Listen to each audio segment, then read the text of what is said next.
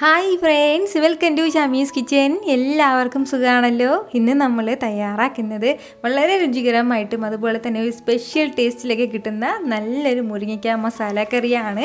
ചോറിൻ്റെ കൂടെ ആണെന്നുണ്ടെങ്കിലും അല്ലാന്നുണ്ടെങ്കിൽ നമുക്ക് ഇഷ്ടമുള്ള എന്തിൻ്റെ കൂടെയും സൈഡായിട്ട് വെച്ച് കഴിക്കാൻ പറ്റുന്ന ഒന്നാണ്.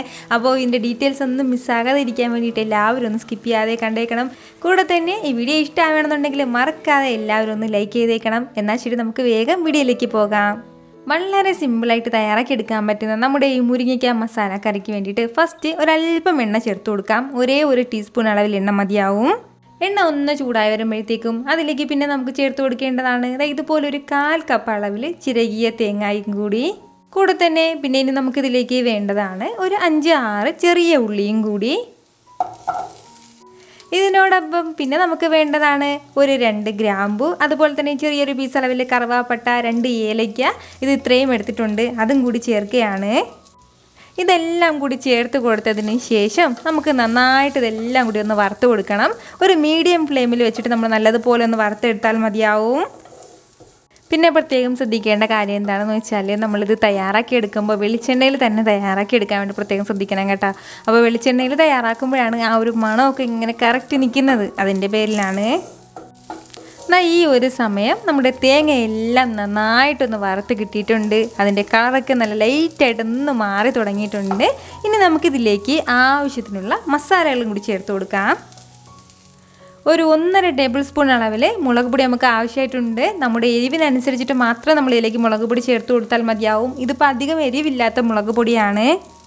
അതുപോലെ തന്നെ ഒരു 1.5 ടീസ്പൂൺ അളവിൽ മല്ലിപ്പൊടിയും കൂടി നമുക്ക് ആവശ്യമായിട്ടുണ്ട്. മല്ലിപ്പൊടി ഒരുപാട് കൂടണ്ട, 1.5 ടീസ്പൂൺ അളവിലാണ് ചേർത്ത് കൊടുക്കുന്നത്.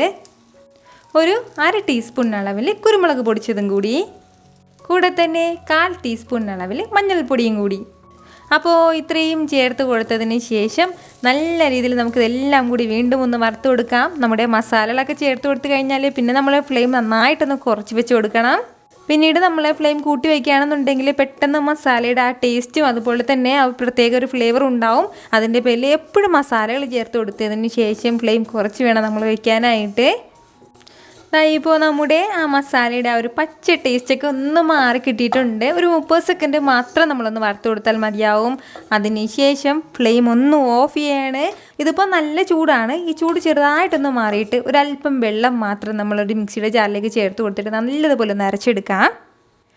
ഇതുപോലെ നല്ല സ്മൂത്തായിട്ട് ഞാനിപ്പോൾ ഒന്ന് ബ്ലെൻഡ് ചെയ്തെടുത്തിട്ടുണ്ട്. ഇനി ബാക്കി കാര്യങ്ങളെല്ലാം പെട്ടെന്ന് തന്നെ ഒന്ന് ചെയ്തെടുക്കാം.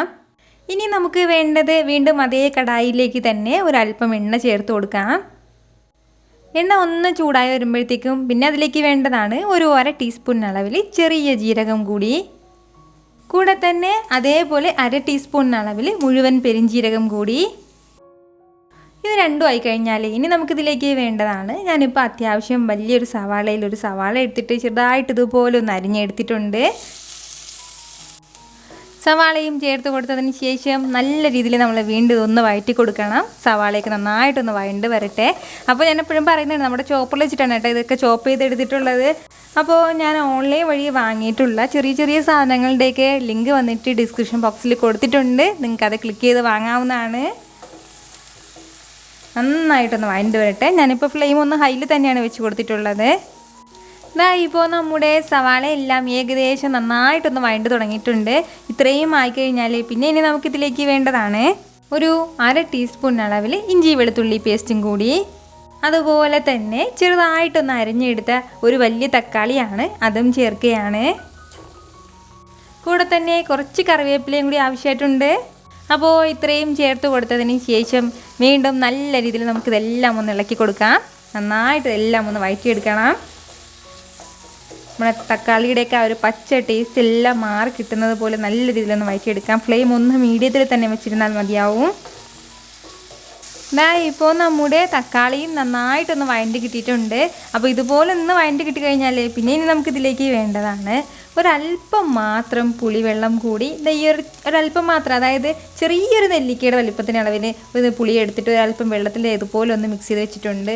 അപ്പോൾ പുളിവെള്ളം മറക്കാതെ ഒന്ന് ഒഴിച്ചു കൊടുത്തേക്കണം. അതിനുശേഷം വീണ്ടും നല്ല രീതിയിൽ ഇതെല്ലാം കൂടി ഒന്ന് മിക്സ് ചെയ്ത് കൊടുക്കണം.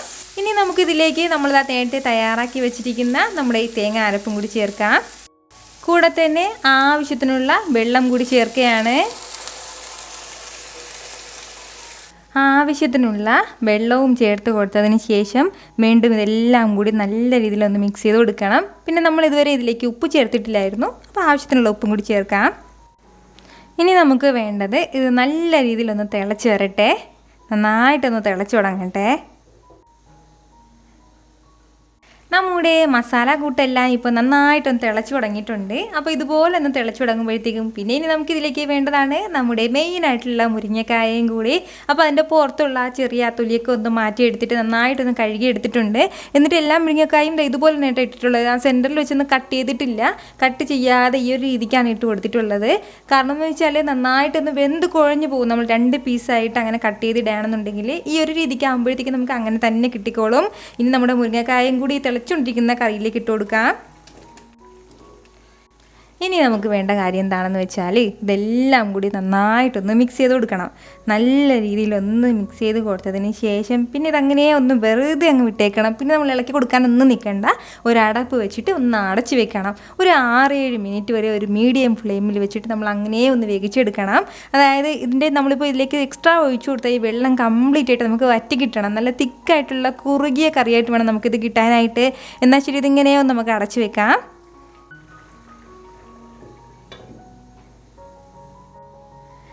ഇതിപ്പോൾ ഏകദേശം ഒരു 6-7 മിനിറ്റോളം ആയിട്ടുണ്ട്. നല്ലതുപോലെ നമ്മുടെ ഗ്രേവി എല്ലാം ഒന്ന് വറ്റി കിട്ടിയിട്ടുണ്ട്. അപ്പോൾ ഇടയ്ക്കിടയ്ക്ക് ഞാനതൊന്ന് ഇളക്കി കൊടുത്തിട്ടുണ്ടായിരുന്നു കേട്ടോ.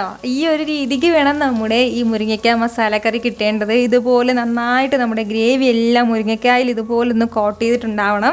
നിങ്ങൾക്കിത് കാണുമ്പോൾ തന്നെ അറിയാമല്ലോ ഇത് എന്ത് മാത്രം ടേസ്റ്റി ആയിട്ടുള്ള ഒരു മുരിങ്ങയ്ക്ക മസാല കറി ആയിരിക്കും എന്ന്. ഉറപ്പായിട്ട് എല്ലാവരും ഇതൊന്ന് തയ്യാറാക്കി നോക്കണം. വളരെ ജ്യൂസി ആയിട്ടും അതുപോലെ തന്നെ ഒരു സ്പെഷ്യൽ ടേസ്റ്റിലായിരിക്കും കേട്ടോ നമുക്കിത് കിട്ടുന്നത്.